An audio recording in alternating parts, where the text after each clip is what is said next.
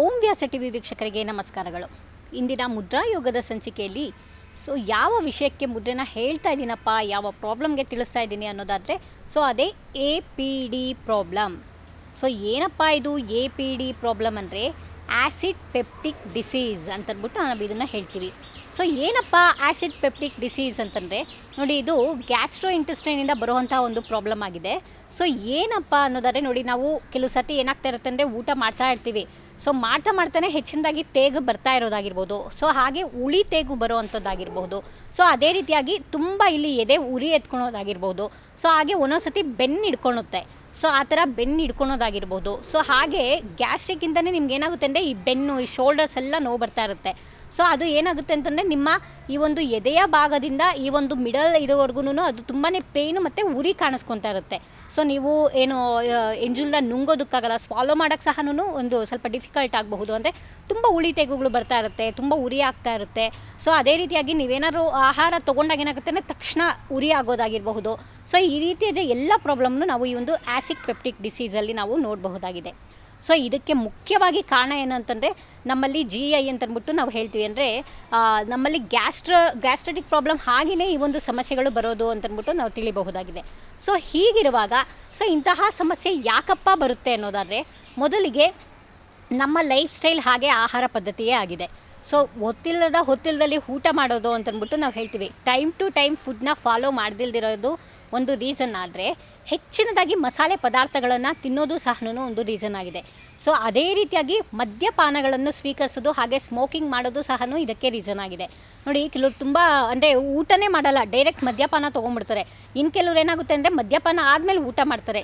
ಇದೆಲ್ಲ ಏನಾಗಿದೆ ಅಂತಂದರೆ ಅಲ್ಲಿ ಒಂದು ಅಲ್ಸರ್ನ ಕ್ರಿಯೇಟ್ ಮಾಡೋದಕ್ಕೆ ಇದು ಒಂದು ರೀಸನ್ ಆಗಿದೆ.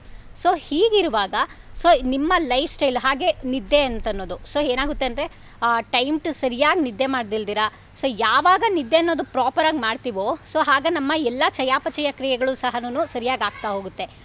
ಈ ರೀತಿಯಾಗಿ ಇದೆಲ್ಲ ಲೈಫ್ ಸ್ಟೈಲ್ಗಳ ಜೊತೆಗೆ ಇನ್ನೇನಾಗುತ್ತೆ ಅಂದರೆ ಸ್ಟ್ರೆಸ್ ಅನ್ನೋದು ಹಾಗೆ ನಮ್ಮ ಮೈಂಡ್ ಸೆಟ್ ಅನ್ನೋದು ಸಹ ಇದಕ್ಕೆ ಒಂದು ರೀತಿಯಾದ ರೀಸನ್ ಅಂತಲೇ ಹೇಳಬಹುದಾಗಿದೆ.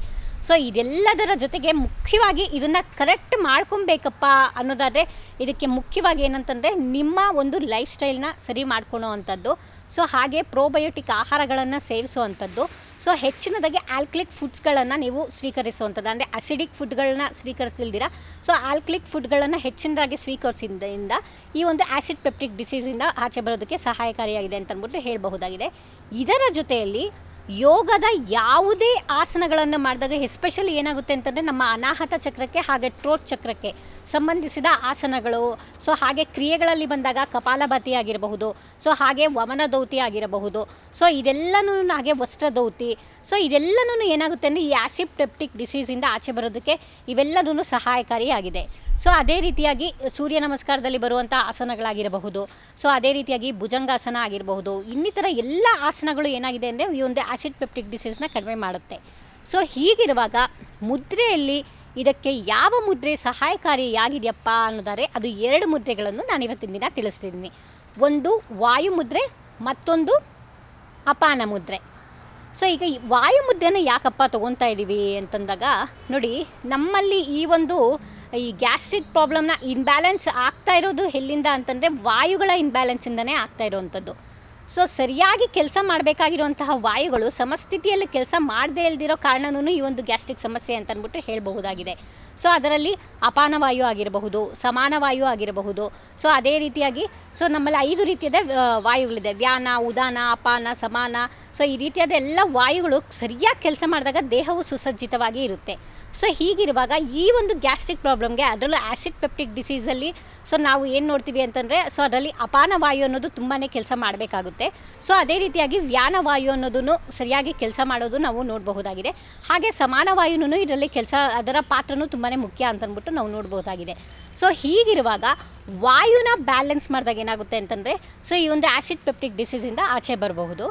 ಹಾಗೆ ಅಪಾನ ವಾಯುನೂ ನಾವು ಬ್ಯಾಲೆನ್ಸ್ ಮಾಡೋದ್ರಿಂದ ಏನಾಗುತ್ತೆ ಅಂದರೆ ಕೆಳಮುಖವಾಗಿ ಹರಿಬೇಕಾದಂತಹ ಒಂದು ಏನು ಮಲವಿಸರ್ಜನೆ ಹಾಗೆ ಜೀರ್ಣವಾಗುವ ಪ್ರಕ್ರಿಯೆಯಲ್ಲಿ ಸಹಾಯಗೊಳ್ಳಬೇಕಾದಂಥ ಈ ವಾಯು ಸಹಾಯಕಾರಿ ಮಾಡೋದ್ರಿಂದ ಏನಾಗುತ್ತೆ ಅಂದರೆ ಒಂದು ಬ್ಯಾಲೆನ್ಸ್ಯುತವಾದಂತಹ ಒಂದು ದೇಹ ಬರೋದಕ್ಕೆ ಇದು ಸಹಾಯಕಾರಿಯಾಗಿದೆ.